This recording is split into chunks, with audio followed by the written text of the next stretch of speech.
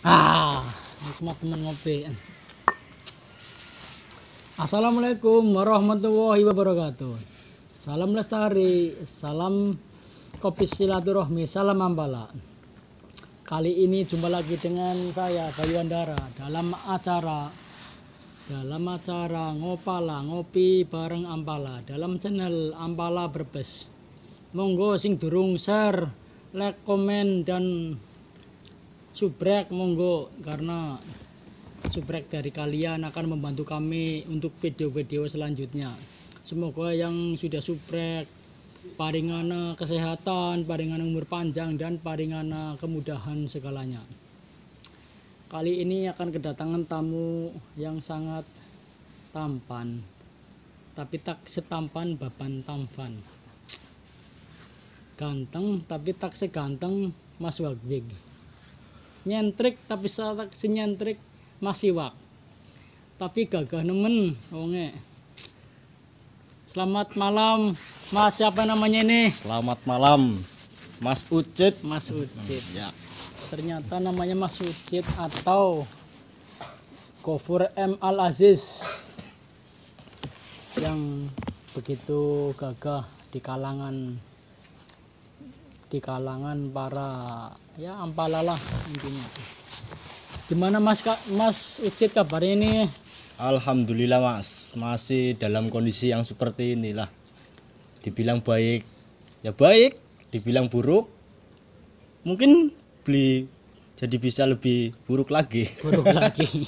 Luar biasa. Yang penting kita happy lah, kita jalanin semua hidup ini, jangan sampai ada kata menyerah, ada kata ngeluh boleh, nyerah jangan. Waduh. Intinya itu aja. Ternyata Mas Ucit luar biasa. Mas Ucit lagi sibuk apa Mas Ucit? Ya biasalah Mas, karena biasanya Ya ngomong Jawa biar apa Mas Ucit, monggo. Biasanya orang-orang sini tuh jam segini ya sibuk-sibuknya lagi sibuk nyari nafkah lah. Nyari nafkah. Buat mengarungi masa lajang gitu. Waduh. biar biar pada tahu kalau kita tuh gimana ya, namanya bujangan ya, pengen namanya nikah gitu, ataupun apalah, apa itu namanya bos, memperjuangkan semuanya, itu aja Mas.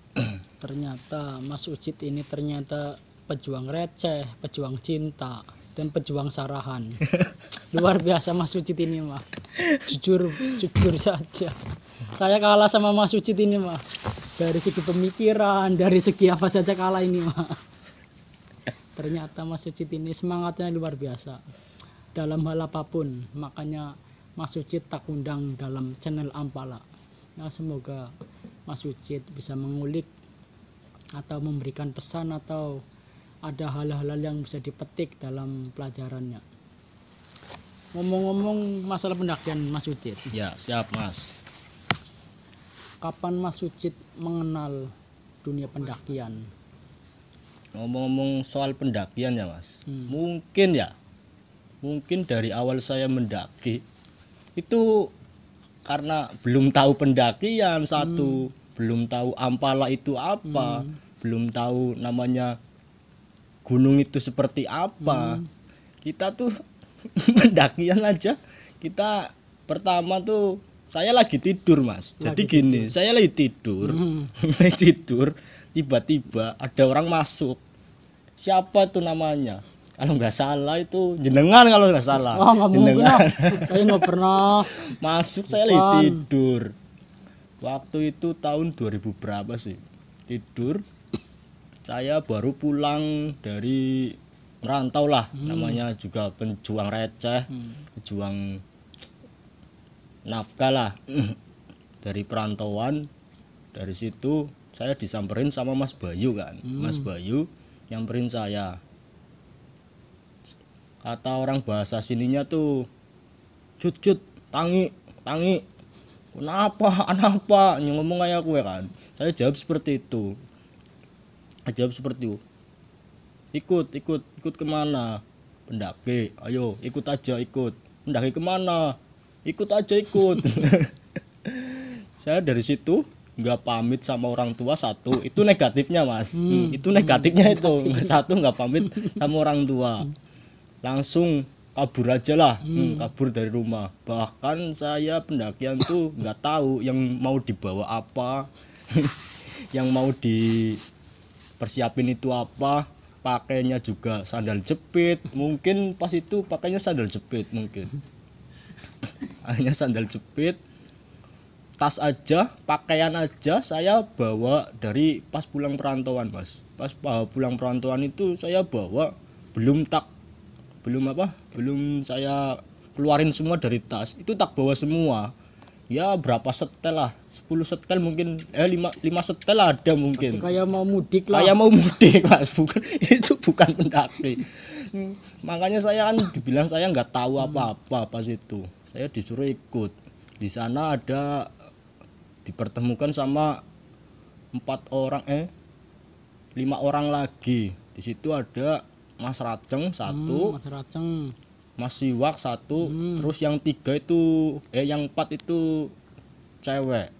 Nah, cewek pun saya nggak kenal itu siapa. Berarti Mas Ucit nggak tahu nama-namanya berarti ya? Nggak tahu semuanya, orang namanya juga orang polos ya, nggak tahu apa-apa. Orang polos di situ. Terus diajakin, kita disuruh beli kaos kaki kan. Pertama beli kaos kaki, saya juga bawa duit cuma 50.000. 50.000 disuruh beli kaos kaki. 50.000 oleh apa ya, samono manjat. Tujuannya juga nggak tahu kemana. Yang penting ikut, kata Mas Boy. Yang penting ikut, ayo ikut. Ya udah saya nurut kan, ikut. Beli kaos kaki buat beli kaos kaki kan harganya 10.000, tinggal 40.000. Waktu itu packing semuanya. Packing saya juga nggak tahu packingnya gimana itu nggak tahu. Namanya juga langsung dari situ langsung jalan kan, pamit sama orang tua situ, orang tua yang perempuan. Langsung jalan, kita naik motor 4 kalau nggak salah. Jadi orang 8 itu 4 motor berboncengan. Ya bener, 4 motor apa berapa sih? 4 motor ya mungkin. 4 motor berboncengan dari Brebes jam 2 kita berangkat jam 2 nyampe. Pokoknya paling mengesankan itu di perjalanannya mas. Di perjalanan kita tuh yang namanya mungkin nggak tahu jalur, nggak tahu apa trek-treknya. Mungkin di perjalanan itu banyak halangan dan rintangan di motor itu. Seharusnya kan kalau sekarang kan kita tahu kan, tahu kalau dari Brebes ke Jogja tuh cuman berapa jam lah kalau naik motor. Lah kok pas itu saya naik motor dari Brebes nyampe Jogja base camp, kok hampir 1 hari 2 malam mungkin ada 1 hari 2 malam. Itu perginya kemana aja, ada lewatin hutan, ada apalah, saya bingung. Saya pun seperti mimpi mas di situ. Naik motor di perjalanan itu, pas saya berhenti di pom bensin itu, saya tidur sebentar. Pas bangun pagi tuh saya seperti mimpi bahwa ini saya di mana, kok tiba-tiba ada di sini kan. Berarti Mas Ucit waktu itu naik motor ya, di tengah-tengah hutan ada pom bensin gitu? Iya, bukan di tengah-tengah hutan mas. Ya udah masuk ke kota lah, kita udah masuk ke kota. Perjalanan kita nginep di pom bensin karena satu mungkin nggak ada kendala di dana mungkin ya. Kita nginep di pom bensin sebentar. Satu malam itu kita nginep di situ nyampe jam 12 lah, jam 12 malam apa jam berapa. Dari rumah berarti berangkat jam 2, nyampe pom bensin jam 12 jam malam. 12 malam. Nggak tahu tempatnya itu di mana? Nggak tahu mas, saya nggak tahu mas itu tempatnya di mana, nggak tahu. Yang penting kita tidur dulu ya, namanya yang di situ ada yang ngetuain disuruh tidur sini, ya udah tidur. Kita nurut aja, namanya orang polos orang ngerti apa-apa kan ya. Sing penting melu. Yang penting melu, intinya melu, nggak bawa duit juga, yang penting melu. Lalu dari situ paginya kita langsung menuju ke base camp. Di base camp pun itu nyasar lagi mas, nyasar lagi, muter-muter lagi, mau nyari base camp selo kan itu, Merapi selo itu nyasar lagi, muter-muter nggak karuan. Alah pokoknya dari jam 8 waktu pagi. Itu Mas Ucit masuk ke dunia lain, diputer-puternya. Bukan mas, pas jam 8 pagi nyampe base camp itu jam setengah satu mungkin, setengah satu kita istirahat di base camp, terus mulai pendakian kita jam 2 start dari base camp selo kan. Dari base camp selo kita langsung naik ke atas, apa itu namanya, pos berapa itu, pos joglo apa ya, joglo 2 lah, shelter kalau nggak salah, shelter tuh di situ kita istirahat sebentar. Ya mungkin ya di mana-mana tuh pendakian pertama kita tuh, kalau yang sekarang ya mas, pendakian sekarang tuh mungkin kalau pendakian orang pemula tuh mungkin ya gedong tas dan gantian. Nah, mungkin nyontok ngono. Orang gantian, perjalanan berjalan lancar, Mas. Mungkin waktu itu Mas Ucit masih jiwa-jiwa muda kali, masih ya, lagi rosa-rosane. Apa Mas Ucit itu harus diganti? Gimana mau diganti ya, Mas? 4 orang perempuan, 4 orang laki-laki. Keril juga ada 4 doang. Yang cewek nggak ada yang bawa gitu? Nggak ada yang bawa. Yang cewek kan kasihan. Menurut saya kan, saya juga kasihan. Masa iya mau kalah sama yang cewek. Dari situ kita dari pos shelter istirahat sebentar. Kita nunggu di shelter itu, tunggu yang lain, kita ngopi-ngopi sambil ngopi. Terus jam berapa itu, mungkin jam 3 apa jam berapa lah, mungkin nggak tahu, kurang lebih jam segituan kita lanjut ke pos 1. Nyampe situ, terus pos 2 istirahat sebentar, kita ngopi udut, biasalah namanya pendaki. Di situ kita foto-foto lah. Kita di situ tuh yang saya menyesalkan tuh di situ pas pos 2 itu kita udah perjanjian kan. Iya. Udah perjanjian, kita udah kompak. 8 orang itu kita udah kompak. Di 8 orang itu bahwa kita akan ngecamp di Watu Jago kalau nggak salah. Watu Jago itu kita. Emang ada Mas Watu Jago, Mas? Gunung ada Merapi. Mas. Watu Jago apa nggak salah? Watu Gajah apa Watu Jago? Kalau Watu Jago itu di Lawu itu Mas. Nah, namanya juga udah lama Mas. Makanya mata lempengin dulu Mas. Saya mendaki juga jam berapa? Tahun berapa ya Mas itu Mas? Tahun ya 2 tahun sebelum meletusnya Merapi lah. Sesudahnya Merapi meletus Mbah Marijan itu Mas. Waktu itu masih sekolah juga. Udah sekolah lulus. Mas, udah lulus. Saya udah Hmm. lulus. Di situ kita mau ngecamp di Watu Gajah. Watu Gajah itu kita dari pos 2 berjalan ke Watu Gajah. Watu Gajah itu nyampe di Watu Gajah, ke 7 orang itu berhenti. Lah kok ada 1 orang itu Mas Raceng, senior kita, langsung naik ke ke Pasar Bubra. Ke Pasar Bubra itu bawa tenda. Lah kita kan nyampe dari pos 2 ke Watu Gajah kan itu mau bikin tenda. Lah tas tendanya itu Mas,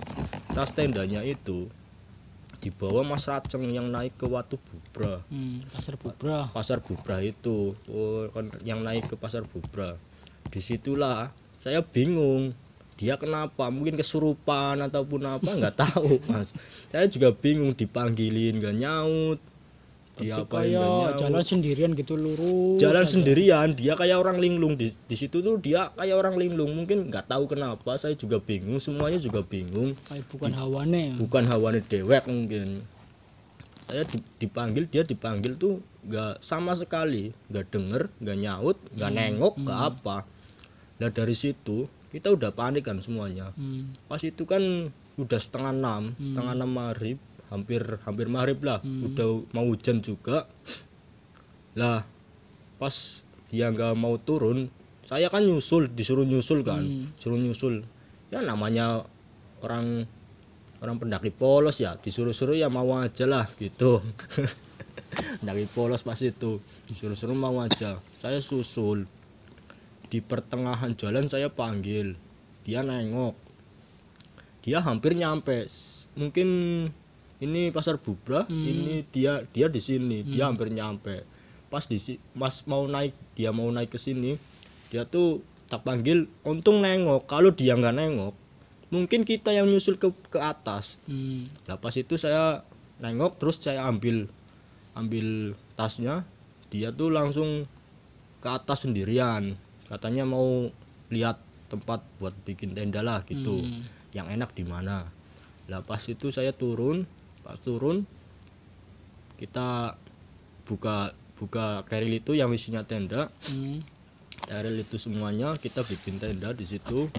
Lah pas itu kok tiba-tiba Mas Raceng itu turun lagi, ditanyain kenapa, ditanyain katanya di sana emang nggak ada pohon lah sama sekali, di Pasar Bubra itu nggak ada pohon sama sekali, jadi kemungkinan besar susah dan menakutkan buat kita ngecamp di situ kan. Takut badai gitu ya. Takut badai.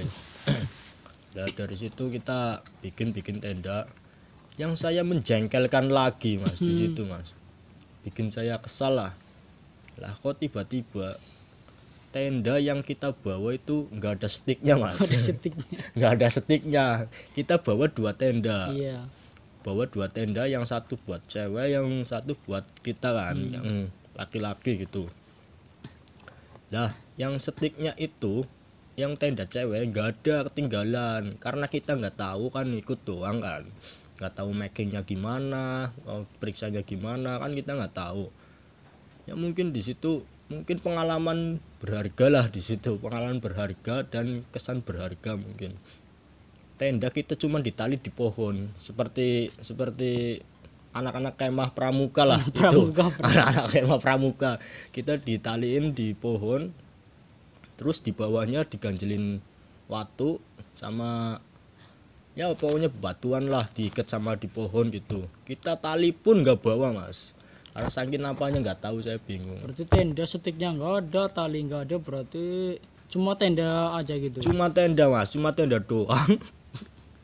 Isinya tuh tenda, buat stiknya ada, tapi kan cuman buat tenda yang satunya. Nah kan satunya kita masa iya satu tenda mau campur sama 8 orang sama 4 orang cewek sama 4 orang cowok, kita kan nggak bisa seperti itu. Ntar gimana kejadiannya, gimana kita bingung. Jadi kita inisiatif minta ke tenda-tenda lain kan gitu. Kita ngemis tali lah, cara kasarnya kita ngemis tali. Di situ kita dapat tali 1-2 lah. Bagaimanapun caranya kita harus bisa bikin tenda di sini. Karena ya dalam secara darurat lah. Secara darurat kita harus bikin tenda di sini. Gimana caranya? Ya cuma ditaliin doang, satu pohon sama satu pohon. Terus kita di bawahnya diganjelin watu lah. Tindihin waktu. Mungkin kalau kita nurutin Mas Raceng itu ke atas Mas, ya mungkin kita nggak bisa tidur dan nggak pakai tenda. Mungkin kalau kita ngecamp di Pasar Bubra itu nggak ada pohon sama sekali, kita nggak bakalan bisa bikin tenda, karena satu nggak ada stiknya, kedua nggak punya tali, nggak punya apa-apa. Untungnya masih di situ. Pas jam 6-nya kita turun hujan, lebih panik lagi kan, dari situ lebih panik lagi kan. kita udah panik, udah nggak ada setik, tenda juga udah cuma ditalin doang, namanya dingin ya, mungkin capek ya. Di situ saya juga langsung tidur mas. Tenda jadi, ngopi sebentar terus langsung tidur. Terus pas pagi kita biasa naik guyon sama anak-anak, sama rekan-rekan lah, sama samping-sampingnya tenda kita gitu. Terus pas jam berapa, mungkin jam 9 apa jam berapa ya, jam 9 kita naik ke puncak ya, namanya juga pendaki asal, pendaki awalan gitu kan. Kita naik ke puncak, ke atas Merapi itu, nyampe di puncak pokoknya siang lah. Saya menakutkan, sangat menakutkan itu, sangat menakutkan karena apa ya, puncak Merapi ya beda lah kalau sekarang. Pertama mendaki langsung ekstrim seperti itu kan, gitu kan, langsung ekstrim banget seperti itu. Mungkin ekstrim semuanya sih, tapi ekstrim lah buat pendaki pemula lah. Buat pendaki pemula mungkin ekstrim banget itu, karena puncak Merapi itu jalurnya cuman setapak doang di atasnya. Kita mau foto mau apa juga bingung. Susah buat motonya, susah buat motonya, kita susah buat posenya gimana juga. Berarti di atas puncak itu, puncaknya nggak ada puncak apa gimana mas? Ada puncak mas, tapi kan jalannya muter gitu kan. Yang namanya puncak Garudanya satu juga udah mati. Terus yang muter itu buat pijakan orang itu cuman sedikit doang mas. Di sininya jurang, di sininya kawah, kan udah sangat menyeramkan di situ. Kita cuman bisa foto-foto seadanya. Terus jam berapa itu kita turun, kita puas kan, udah foto situ kita turun, terus nyampe ke base camp lah. Mungkin ya nggak ada berkesannya sih ya, kalau kita turun kita lari semua nyampe ke base camp, nggak ada pengalaman buruk. Pengalaman mistis ketika Mas Ucit mendaki Gunung Merapi, barangkali ada pesan mistis atau pesan yang ya menurut Mas Ucit masih dikenang sampai sekarang lah, pesan mistis atau pesan apa lah? Kalau di Merapi mah saya nggak ada mas. Mungkin kalau mistis kayak gitu ya mungkin kebanyakannya pas saya naik ke Slamet mas. Berarti yang di Merapi berarti aman-aman saja, nyampe pulang ke rumah aman-aman aja mas. Cuman gitu, perjalanannya juga jauh, jauh, terus melelahkan lah, kita nggak tahu jalan, kita arah kemana gitu, pakai motor. Cuman pengalamannya itu doang. Kalau pengalaman mistisnya mah waktu pas saya naik ke Merapi, ke Slamet. Berarti yang penting dalam pendakian, yang penting kita safety, alat-alat pendakian berarti harusnya mas. Emang itu mas yang kita harus junjung tinggi lah, yang utama. Jangan seperti saya lah, saya itu mungkin apes, mungkin apa nggak tahu. Seperti safety pendakian dari alat-alat, menjaga fisik dan yang lainnya harus tetap adalah, mulai dari obat-obatan atau bagaimana harus dibawa. Menyepelekan Mas Ucit ya. Pernah menyepelekan, dan kita harus packing tuh harus 2 kali lah, minimal 2 kali periksa gitulah. Jadi kita aman-aman aja gitu. Mungkin kalau nggak pengen sengsara lah pas di atasnya, mungkin harus seperti itu, packing sebaik mungkin. Ternyata pengalaman Mas Ucit luar biasa, pendakian pertama tapi ekstrim dan jauh pula, langsung ke Merapi naik motor lagi. Begitulah pengalaman Mas Ucit yang bisa dipetik. Menurut Mas Ucit ya, hal-hal apa yang harus kita lakukan ketika mendaki itu? Kalau menurut saya mah hal yang harus dipetik ataupun diperhatikan tuh, yang paling utama tuh pertama persiapan fisik kan. Pertama persiapan fisik, kita siap atau enggak, harus mumpuni lah. Terus kedua ya safety dari Jadi dari cara obat-obatan, logistik itu harus ada semua. Terus jangan pernah menyepelekan izin orang tua, paling utama juga izin orang tua. Itu Mas, paling itu. Untuk kesan dan kesan berarti sudah disebutkan sama Mas Ucit ya. Ketika kita harus mendaki, kita harus izin orang tua, dan mulai dari alat-alat pendakian kita harus selalu siap, selalu standby untuk barang-barangnya semua ya, untuk harus olahraga kecil-kecilan dulu atau gimana lah biar kita fresh. Dan ya yang penting kita jaga adab ketika di gunung, jaga sopan santun, karena bukan kita saja yang ada di sana, karena Tuhan menciptakan kita kan ada manusia, ada Ya, bangsa yang lainnya gitu. Dimana bumi berpijak di situ langit junjung, kita harus selalu ya intinya kita harus selalu jaga sopan santun dan tata krama dimanapun kita berada gitu. Di pendakian di mana Mas Ucit ketika ada berkesan lah ketika mendaki di mana Mas Ucit? Yang paling berkesan lah selama Mas Ucit mendaki. Mungkin ya di Slamet sih Mas. Slamet. Terus Merapi, terus Lawu. Itu mau diceritain satu-satu juga waktunya panjang. Mungkin satu aja dulu ya. Kita ke Lawunya ntar, mungkin Slametnya dulu mungkin. Apa part selanjutnya apa gimana ini? Ya terserah moderatornya aja. Kita kan paling enak kan ini kan sesi 1 part 1 Merapi. Ntar part keduanya aja lah Mas Ucit cerita Gunung Slamet, karena kan biar ada part kedua, part ketiga lah. Siap. Biar Mas Ucit biar ada waktu, biar Mas Ucit sering datang ke base camp Ambala dan sering-sering ngopi bareng-bareng kawan Ambala. Kalau ceritakan semua ntar Mas Ucit ngoper kasih lagi gitu. Iya, siap Bos. Makanya sengaja dilur waktu ini biar waktunya panjang gitu. Mungkin ya di pengalaman mistis mungkin nggak ada kalau di Gunung Merapi itu. Saya nggak sama sekali nggak mengalami lah, alhamdulillah lah, nggak mengalami suatu hal yang mistis. Kesan moralnya apa Mas Ucit? Kesan moral ketika mendaki di Gunung Merapi gitu? Kesannya ya buat kebaikan semualah, kesannya apa gitu? Ya mungkin jangan pernah menyepelekan suatu hal yang mungkin nggak pernah kalian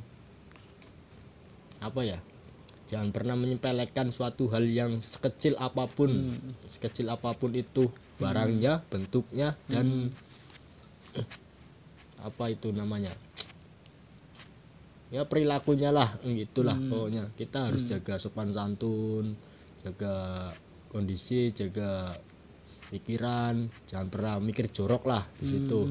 Pokoknya walaupun kita naik sama cewek pun kita harus tetap stay cool lah, ganteng ngono kuwi. Intinya jangan pernah berpikiran yang negatif, intinya positif terus saja. Mungkin gitu aja Mas. Terima kasih Mas Ucit atas bincang-bincangnya. Semoga kita dipertemukan di pas keduanya. Sehat selalu Mas Ucit. Siap. Sukses selalu Mas Ucit. Amin. Terima kasih. Tamu kali ini adalah Mas Ucit atau M. Ghafur Al Aziz. Dia adalah seorang bos Solo Raya. Dia adalah ya hitungannya mah cowok gagal lah, banyak fan wanita yang selalu menunggunya. Dia adalah seorang pejuang receh, pejuang sarahan, dan pejuang kehidupan. Terima kasih sahabat-sahabat Ampala yang sudah mengikuti channel Ampala, yang sudah subscribe, share, like, and comment. Semoga paringana rezeki yang lancar, paringana umur yang panjang. Dan sekian dari saya. Wassalamualaikum warahmatullahi wabarakatuh. Salam lestari, salam kopi silaturahmi, salam